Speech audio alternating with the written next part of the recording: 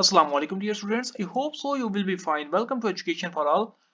जैसा कि आप जानते हैं कि जो LHV है उसकी प्रोविजनल लिस्ट जो है वो डिस्प्ले कर दी गई है। स्टूडेंट्स अब वेट कर रहे थे regarding the provisional list of BSN।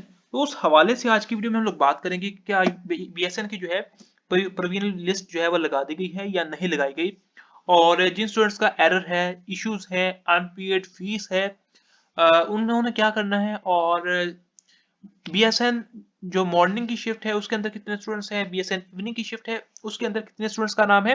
तो सारी जो बातें हैं वो आज की वीडियो के अंदर डिस्कस करेंगे। तो जल्दी से इस चैनल को सब्सक्राइब कर लें ताकि जो तमाम अपडेट्स हैं बर वक्त आपको मिलती रहे।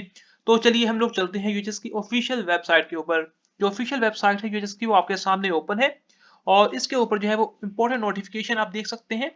उन तमाम स्टूडेंट्स के लिए जिनका कोई इशू है, उन्होंने उसको कैसे रिजॉल्व करना है उसी के रिगार्डिंग हम बात करेंगे through the authentic source that is the university of health sciences. तो यहाँ पे आपको फर्स्ट ऑफ ऑल एक इंपॉर्टेंट नोटिस नजर आ रहा है।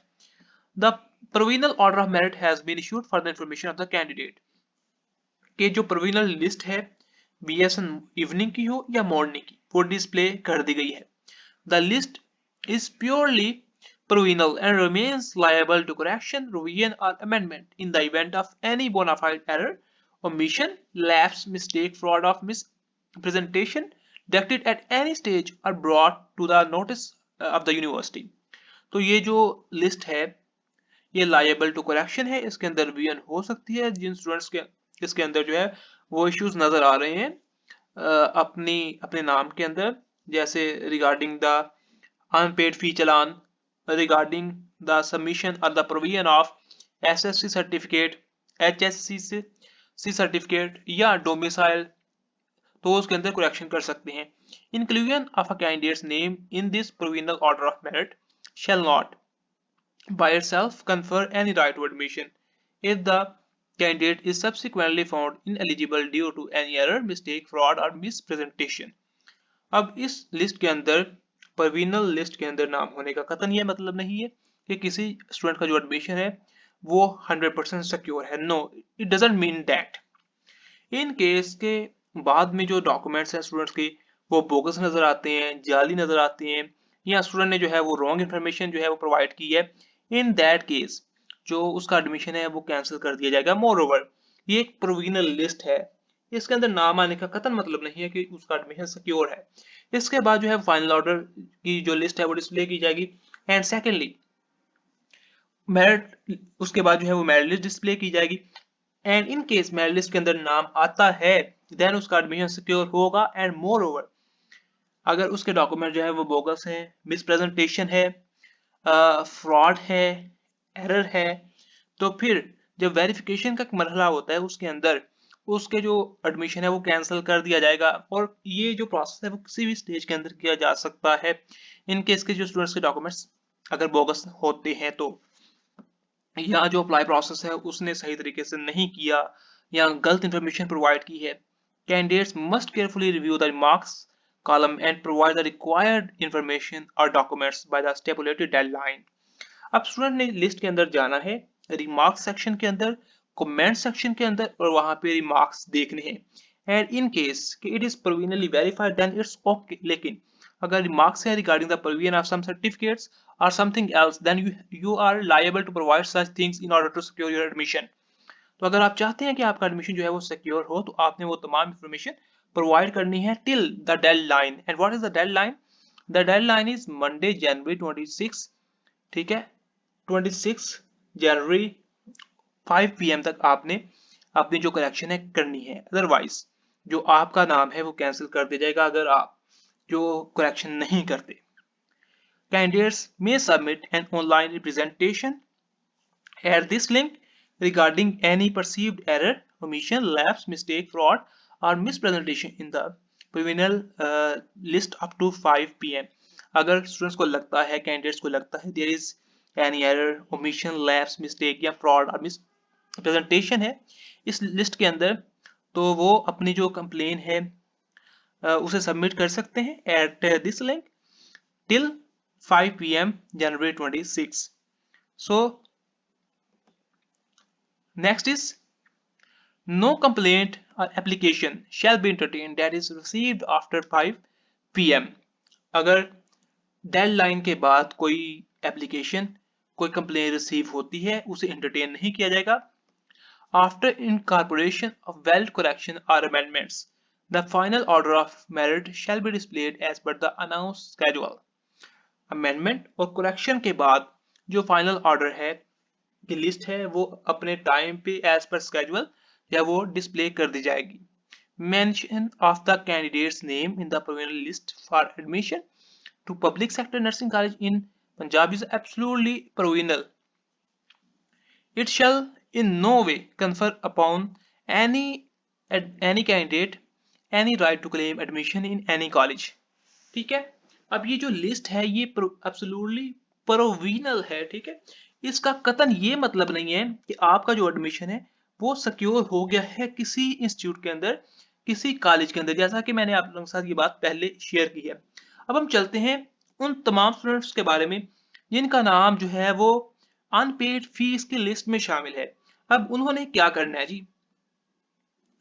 This list has been issued for the information of candidates whose application processing fee has not been confirmed as paid against their respective application ID as per records available in the fee management system FMS.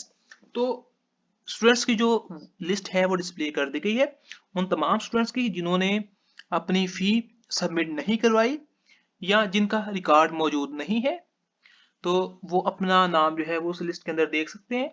अगर है तो उन्होंने क्या करना है जी. In case the fee status is shown as unpaid, the candidate is required to download the prescribed fee challan from the designated link available on the admission portal.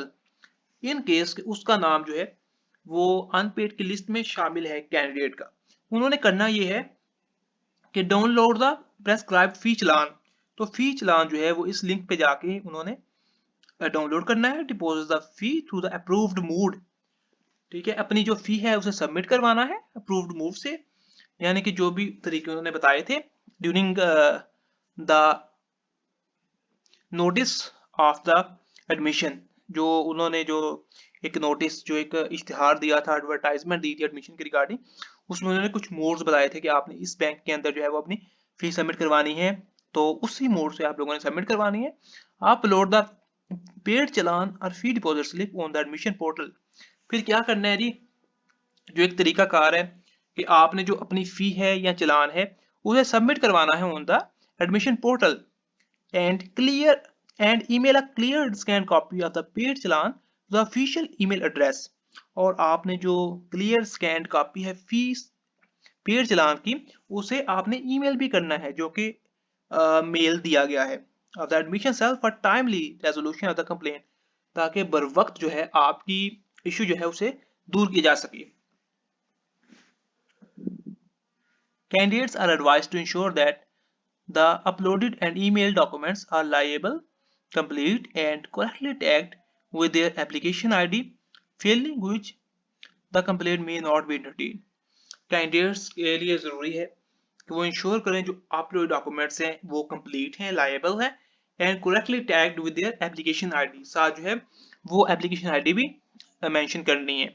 और अगर बर वक्त जो है वो ऐसा नहीं करते तो उनको एंटरटेन नहीं किया जाएगा. Application with unpaid or unverified fee status after stipulated deadline shall be liable to rejection and the candidate's name may be excluded for further admission process.